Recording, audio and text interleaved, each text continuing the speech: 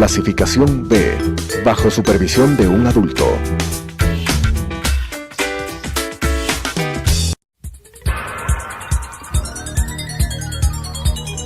Las opiniones vertidas en este espacio por la producción y dirección del programa son de exclusiva responsabilidad de sus autores y de quienes intervienen en ellos.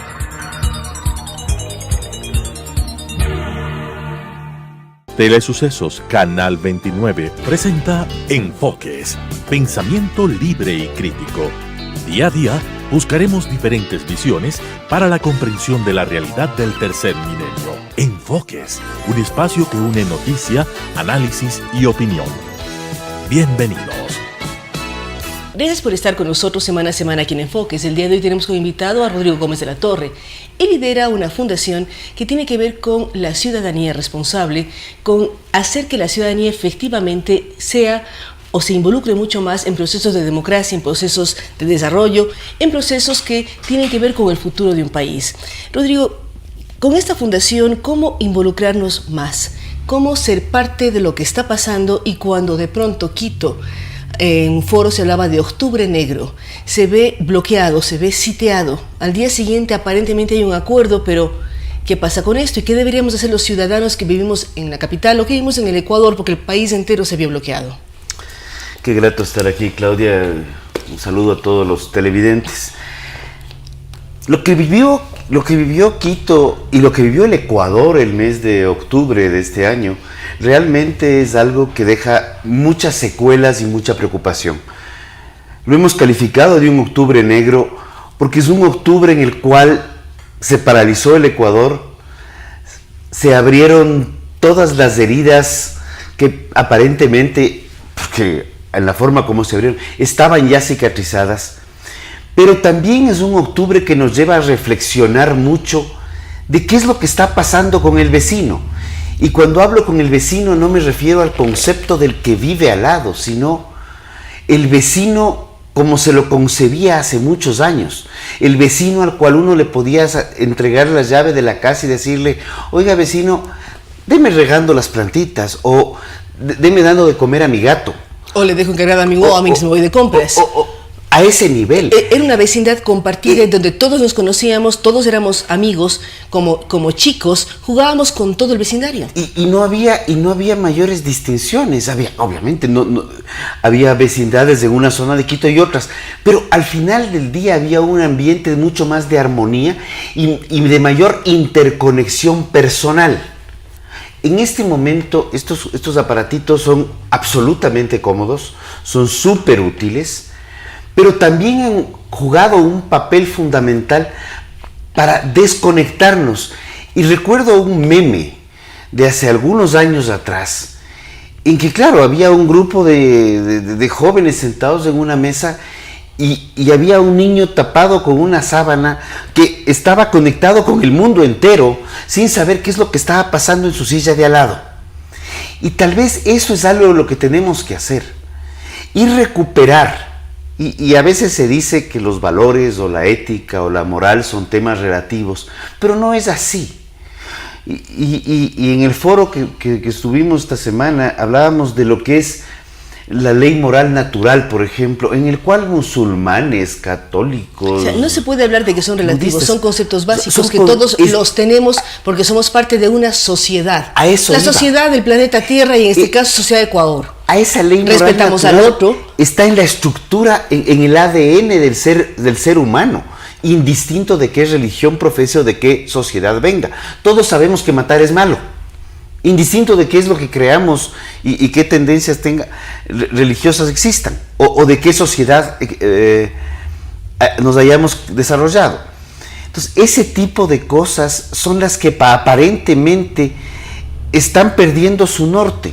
Y lo que nosotros acabamos de ver en este octubre, y curiosamente, y esto creo que hay que ampliarlo, no solamente en el Ecuador, el mismo modus operandi en España o en Chile o en Bolivia, en el cual se habla de corte de suministros, daño de la propiedad pública, no hablamos ni siquiera de la propiedad privada, perjudican a los mismos ciudadanos. Y vemos jóvenes, muy jóvenes, entre 10 y tal vez 15, 16 años, hasta los 22, 23 años, que uno les ve combatir en las calles como que estuviéramos combatiendo en alguno de estos videojuegos.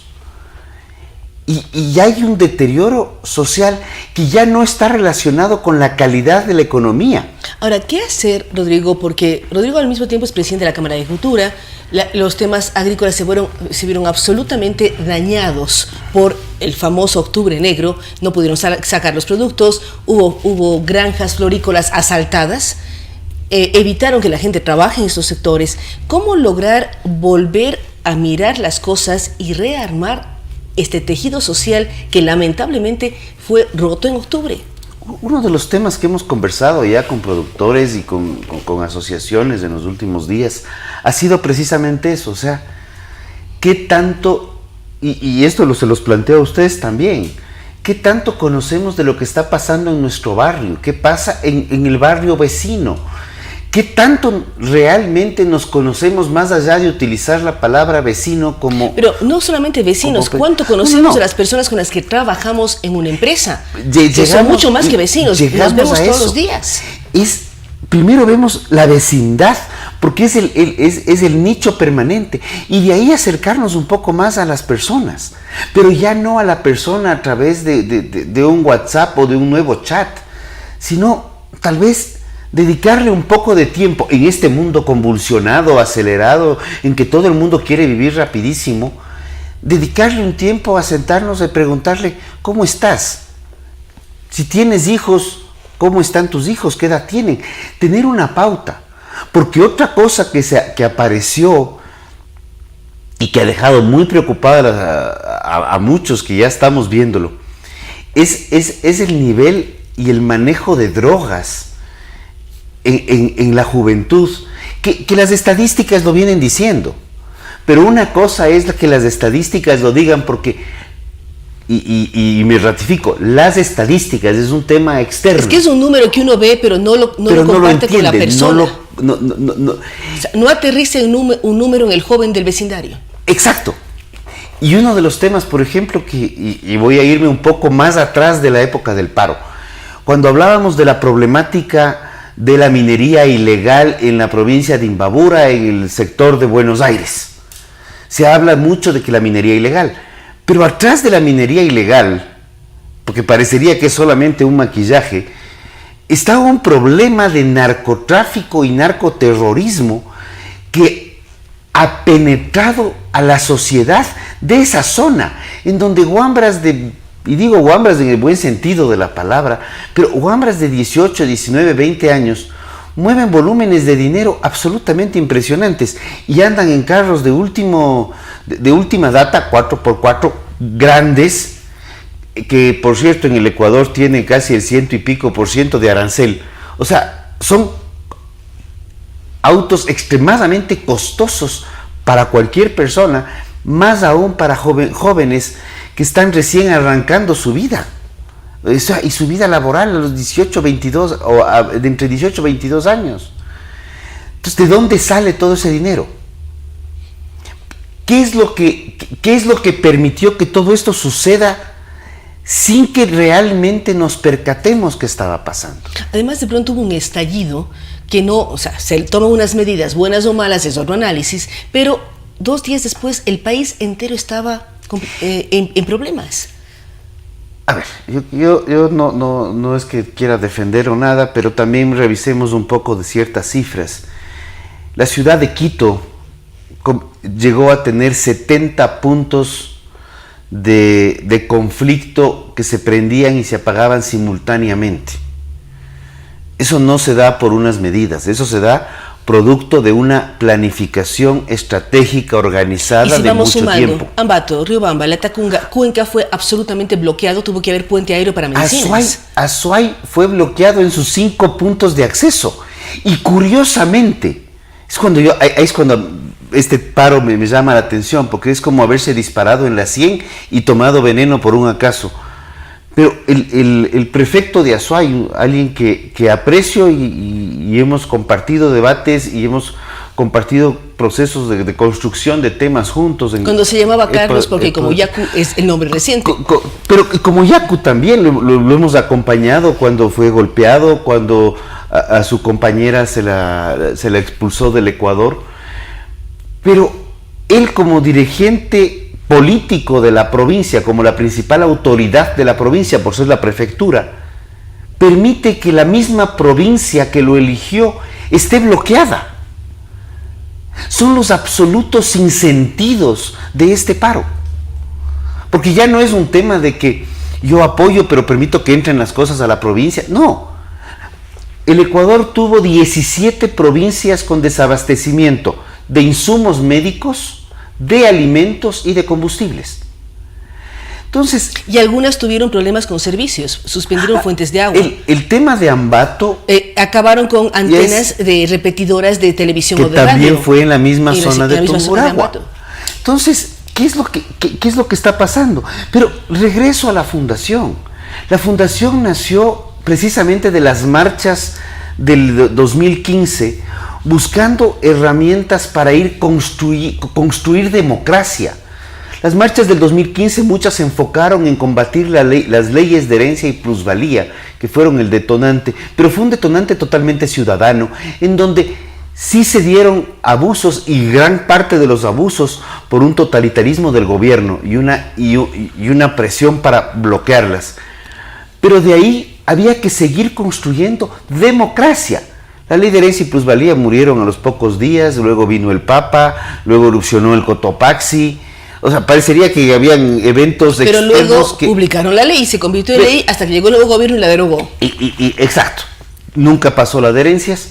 Pero el tema fue, ¿qué más hacer? Y la fundación, como si hablamos de herencia, plusvalía, que ahí nace el grupo, y luego la fundación nace en el 2018, o sea, estamos recién en los primeros pasos. Pero la lógica de la fundación es más bien reconstruir ciudadanía, reconstruir valores, pero ir construyendo estos valores a través de formaciones en ética anticorrupción fundamentalmente, y posteriormente poder entrar ya en lo que es la Contraloría Social, poder entrar en procesos de veeduría real a los procesos públicos, grandes, medianos y pequeños.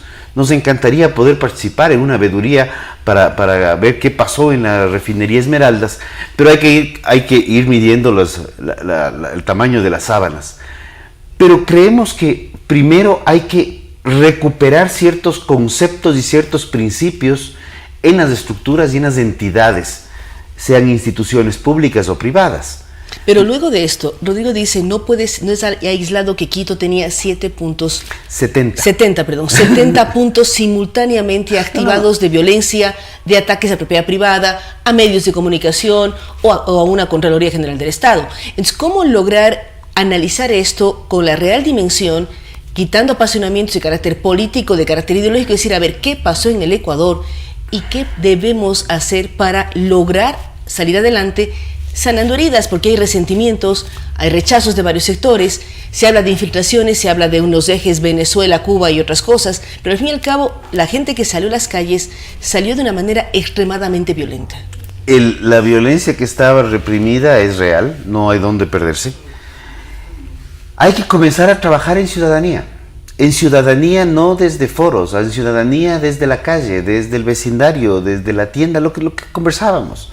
Es regresar al concepto del vecindario en un mundo absolutamente digitalizado y acelerado. Fácil no es fácil. Regresar a las instituciones públicas y las experiencias que hemos vivido en algunas instituciones públicas donde hemos elaborado y hemos hecho los talleres de formación, encontramos que muchas veces los mismos colaboradores que elige la institución y nos dice, ok, vamos a trabajar el taller con estas personas, entre ellos, cuando comenzamos a conversar, realmente no es un taller de charlas, es un taller dinámico, vivencial, comienzan a aparecer un poco de cosas que hasta en ellos mismos las tenían reprimidas, y ahí es donde tú hacías mención. ¿Qué es lo que está pasando con nuestros colaboradores, con quienes estamos trabajando el día a día? Vemos que ya no nos conocemos con la persona que está en el escritorio de al lado y que, ok, al vecino le vemos en la mañana, le vemos en la tarde, porque entramos y salimos, o cuando vamos a comprar el pan al compañero, al señor de la tienda. Pero a la persona con quien trabajamos, con quien pasamos 8, 9 horas diarias en el escritorio de al lado, en el cubículo del frente, lo conocemos tanto o más que al que está probablemente al otro lado del mundo. Pero es que con uno contacto de WhatsApp. Familias en restaurantes o amigos en restaurantes, todos están con su celular en la mano, chateando y no hablan con el que está al lado. Eso es un tema que se viene desde hace rato. A muchos nos han criticado y estoy seguro que nos ha pasado, y tú tienes tu celular ahí, yo tengo el mío acá. Pero muchas veces, a veces lo justificamos con trabajo, otras veces por alguna otra razón, pero hemos perdido eso en general. Y hay que propender a recuperar el diálogo, el conversar, el mirarnos a los ojos. Muchas veces tú tienes chats, ya vemos grupos de chats o grupos de Twitter en los cuales el punto más revolucionario del diálogo es, ok, ¿por qué no nos sentamos en una mesa un día los que podamos en algún punto, que aquí ya tiene que ver no un punto de la ciudad, sino un punto del país, porque grupos puedes mezclar del planeta completo, y vernos a la cara, saber quiénes somos, y ir tejiendo redes mucho más sólidas. Es decir, ir trabajando en que exista mayor relación directa entre las personas, entre los ciudadanos de esta ciudad, del país o del mundo, que uno sepa sentimientos, sepa un poco más allá de lo que se pone en un chat. Y sepa, y ahí viene la otra parte, yo conozco muchísima gente que está a través de chats o a través de Facebooks. ¿Qué tanto los conocemos? ¿Qué tanto nos conocen? Sí, porque cuando pasan las cosas que pasaron en octubre, de pronto uno descubre que están absolutamente en otra tendencia de la que el chat tenía. No. Y muchas veces había grupos en los cuales, y tengo aquí 3 identificados en este momento, que no estaban en el tema de discusión, si el tráfico o cosas por el estilo, o cómo estaba la situación de un barrio, sino realmente estaban coordinando de manera silente parte del paro. Estaban coordinando bloqueos. Y ese es otro parámetro que se vio evidenciado. Estos grupos que participaron en la coordinación real, no estos grupos más abiertos, pero sí son grupos absolutamente cerrados de comunicación, en los cuales se identifica dónde estaban los manifestantes, dónde estaban las tanquetas, dónde estaba la policía y cómo se interconectaban entre ellos. Por eso digo, el proceso que se vio no es un proceso espontáneo que salió. Eso lo pudimos ver en mucha gente que salió a partir del 4º, 5º día, que salieron ya a manifestar su malestar ante unas medidas, pero sí se vio también un proceso absolutamente organizado, y la palabra es terrorismo, porque lo que se aplicó fue la generación de terror en la sociedad. Hablamos de las urbanizaciones. Ahora, ¿qué hacer? Barrios, existe un gobierno debilitado, pero al mismo tiempo hay unas mesas de diálogo. ¿Qué hacer como empresarios? ¿Qué hacer como agricultores? Antes de arrancar la entrevista decía, hagamos un paro patronal, decía Rodrigo Gómez. A ver, ¿Cómo lograr conceptualizar para que el país siga trabajando, siga avanzando y un gobierno gane nuevamente respetabilidad y credibilidad en todos los sectores? El respeto no es algo que se otorga, el respeto es algo que se gana. Y lamentablemente el formato reality show que pudimos apreciar el domingo en que se dio, se lo denominó diálogo. Sin embargo, nosotros lo que vimos fue un sector indígena que llegó y dijo nuestros planteamientos, exigencias, pedidos, no recuerdo la palabra exacta, pero al final del día son estos, y la opción que tiene usted, gobierno, es derogar y hacer lo que le decimos. No había un diálogo. Eso fue una imposición. Además, una imposición con secuestro de país de por medio. A más de, en este momento, el comentario con respecto al paro patronal surgió, ¿por qué? Porque hay un Consejo Nacional del Trabajo y Salarios, que es una institución validada por la Organización Internacional del Trabajo. Esta institución, donde hay representación de sindicatos y hay representación de empresarios, y está el gobierno como presidiéndola, pues tiene una serie de acuerdos que no han llegado a salir a la Asamblea Nacional. Sin embargo, el día de ayer, yo estaba revisando en Twitter, el día de ayer el Frente Unitario de Trabajadores, de una reunión con el presidente, parecería que le ha dispuesto al presidente que las reformas no van, que no están de acuerdo con el Consejo, que hay que cambiar esto, que hay que cambiar el otro, y que si no, se van al paro.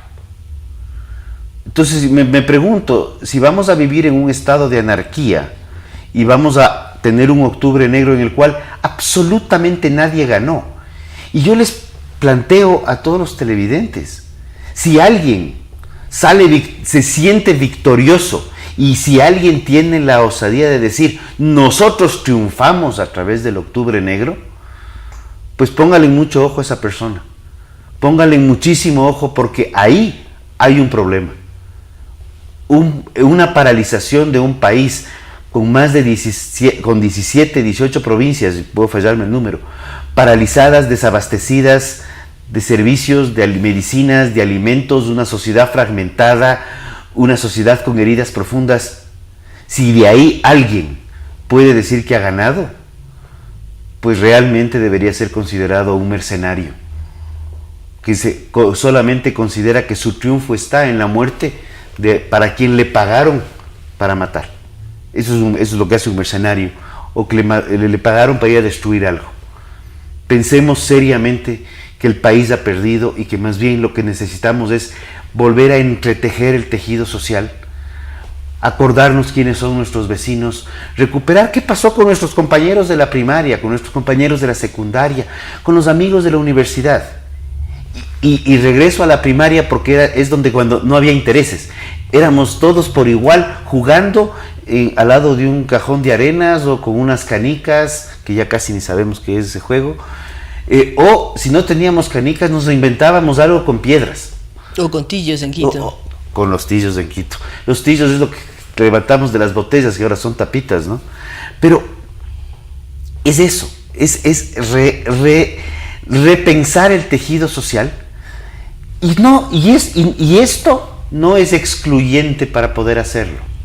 A veces también conectarse por interno, como se dice ahora, en vez del chat abierto, ayuda. No digo que depuremos y que cualifiquemos quién está bien, quién está mal.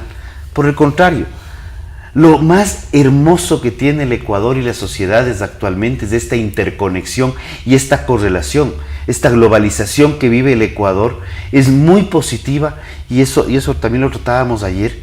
De la globalización podemos interconectarnos mejor con el mundo, pero sí tratemos de ir un poquito más allá de lo que creemos que vemos en las personas, sino tratemos de entrar, y también dentro de nuestro ámbito permitamos que la gente, dentro de las reservas personales y la individualidad, nos conozcan un poco más. Ese es un tema, y hablemos de valores, recuperemos, y hacía referencia, y ayer en el foro la directora de la SENAE decía, implantamos un departamento de ética, y mucha gente no entendía para qué hablamos de ética. Yo creo que mucha gente se ha olvidado que la ética va sin H, con I y sin K, pero parece que nos hemos olvidado de estos principios fundamentales, y tenemos que reconstruir una sociedad, porque es la sociedad en la cual vamos a vivir y es la que le estamos preparando para nuestros hijos y para nuestros nietos. Muchísimas gracias a Rodrigo Gómez de la Torre, desde la fundación que lidera, que apunta a mejorar las relaciones de la ciudadanía, a reconstruir tejidos sociales, hace un análisis del lamentable octubre negro que vivió el país, un análisis donde dice nadie ganó, y si alguien dice que ganó es un mercenario, porque le costó al país recursos económicos, muertos, heridos, y demostró realmente rupturas que debemos tratar de sanar, tratar de volver a trabajar en temas de ética, pero también volver a dialogar con el vecino, con el amigo, con el compañero de trabajo, y ver qué está pasando y cómo podemos mejorar la sociedad. Es muy importante lo que Rodrigo Gómez de la Torre nos indica, volver a ver a la cara a las personas, no solamente a través de un chat, sino saber qué pasa, cómo o qué necesidades tiene y cómo podemos trabajar en un equipo que se llama Quito, que se llama Ecuador, que se llama una empresa, pero que entre todos podemos salir adelante. Nuevamente gracias a Rodrigo Gómez de la Torre y a ustedes que semana a semana nos acompañan aquí en Enfoques. Nos vemos en una semana más. Las opiniones vertidas en este espacio por la producción y dirección del programa son de exclusiva responsabilidad de sus autores y de quienes intervienen en ellos.